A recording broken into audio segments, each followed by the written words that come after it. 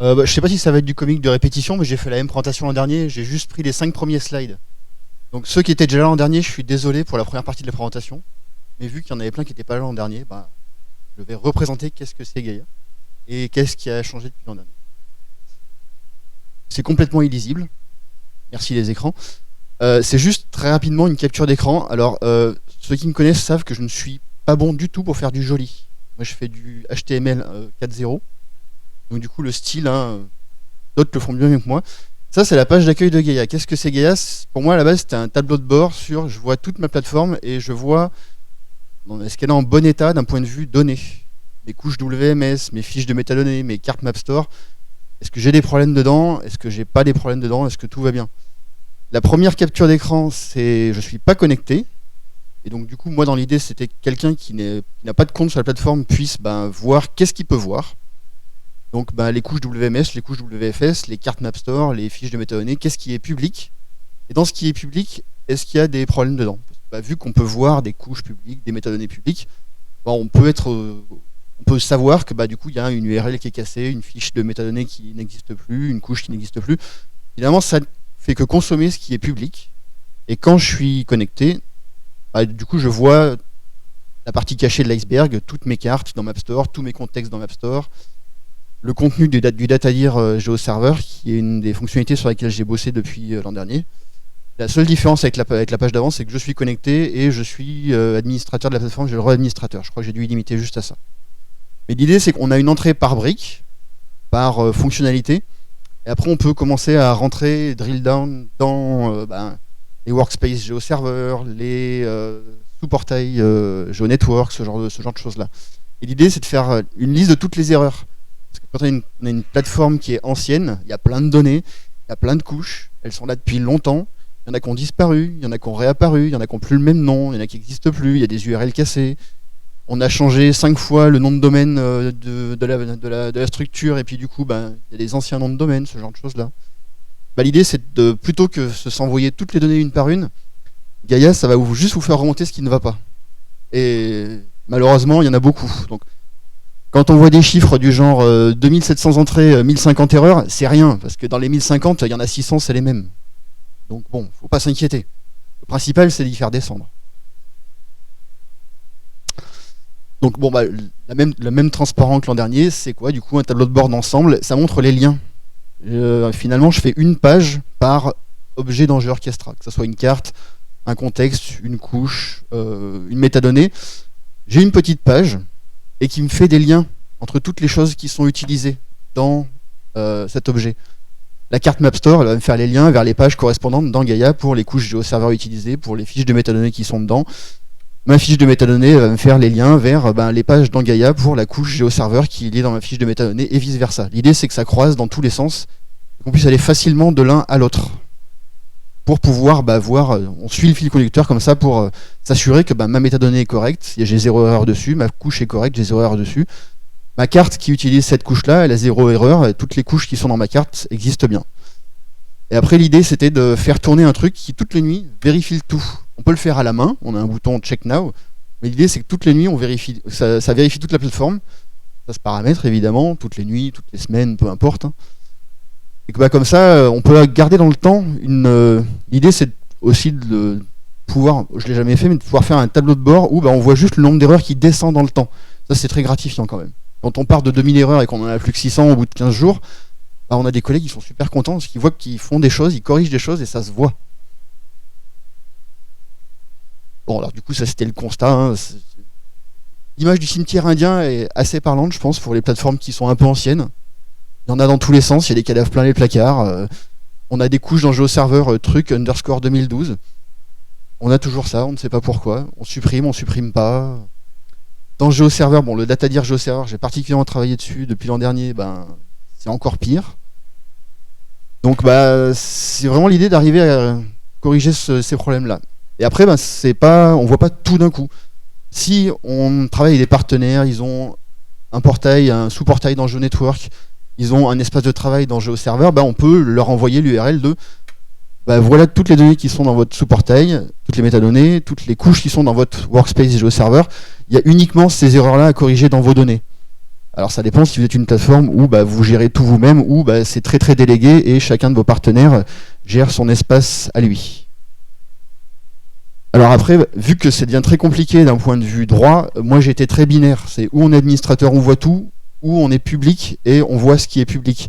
Pour des cas d'usage comme Raid Metropole, qui est une plateforme fermée, je ne sais pas récupérer un get capabilities d'un GeoServer où il faut une authentification, je ne sais pas le faire. Donc on en discute, il faut voir l'idée de j'ai un mode route où je vois tout le temps, et du coup il faut donner accès à Gaia à personne, parce que sinon on voit tout ce qui est dans la plateforme, ce genre de cas-là. C'est assez compliqué à gérer, mais ça se discute. Et donc du coup depuis l'an dernier, finalement, c'est assez rigolo, parce que ce qu'il y a sur la page là, j'ai arrêté de travailler dessus il y a un petit bout de temps, parce que j'ai eu d'autres chantiers sur le feu.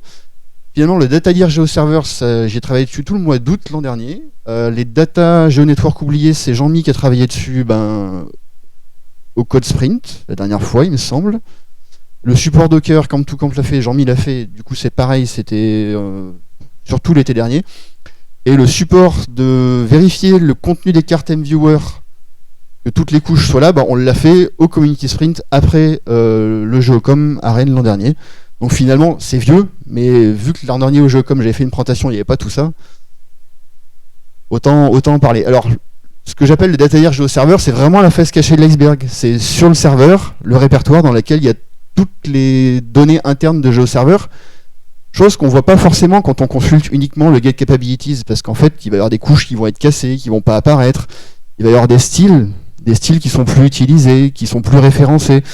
En fait, il y a plein de choses dans le Data GeoServer qu'on ne voit pas nécessairement en allant uniquement dans l'administration de GeoServer. Donc finalement, c'est vraiment, je passe derrière, je regarde derrière le frigo et je me rends compte que, oulala, il y a plein de toiles d'araignée. C'est le cas.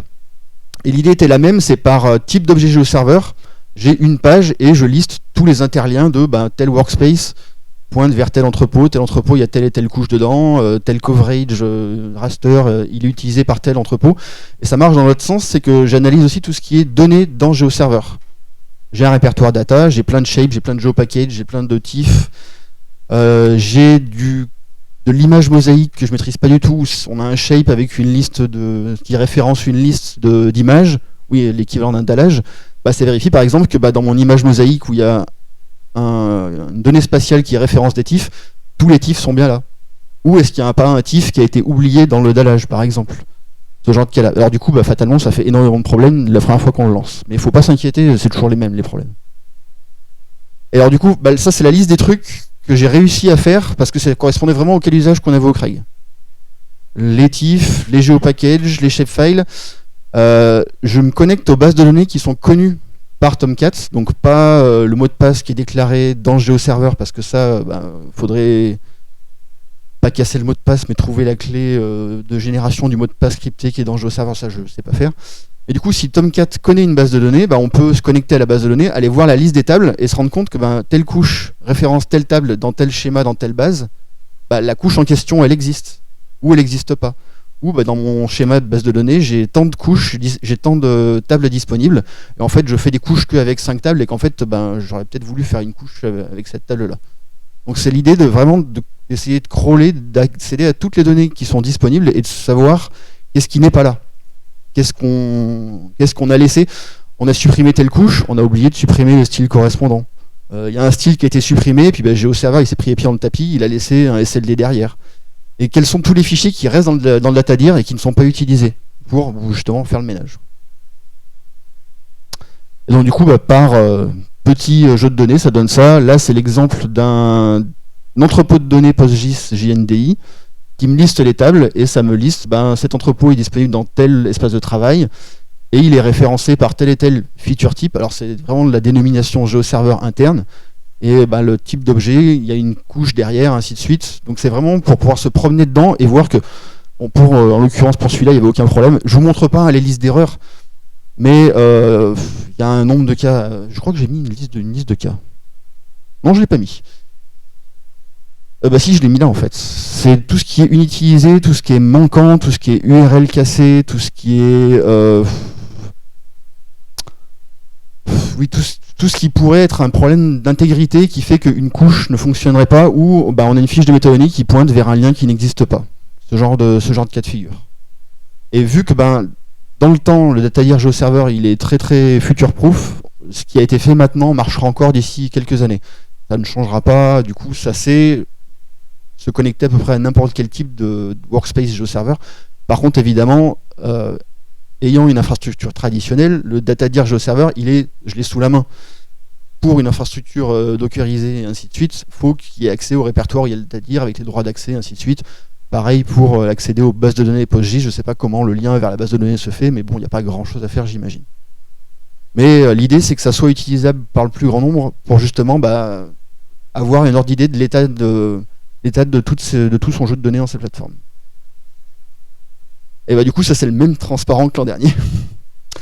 C'est en production chez nous depuis 2 ans maintenant. On l'utilise pas mal. J'ai une collègue qui a beaucoup bossé dessus pour corriger tout ce qui était dans le catalogue, qui au fur et à mesure le nombre d'erreurs descend vraiment.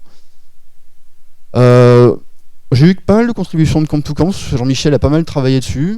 Il y a encore des trucs à faire pour améliorer le support Docker et ainsi de suite. Mais je pense que c'est un état utilisable. Et alors je suis preneur de retour, mais alors surtout sous la forme de diff et de ticket, parce que une feature request comme ça, j'ai du mal à traduire ça en qu'est-ce que j'ai réellement à faire. Il faut quand même assez rentrer dans le détail. Et du coup, je suis preneur de toute question maintenant.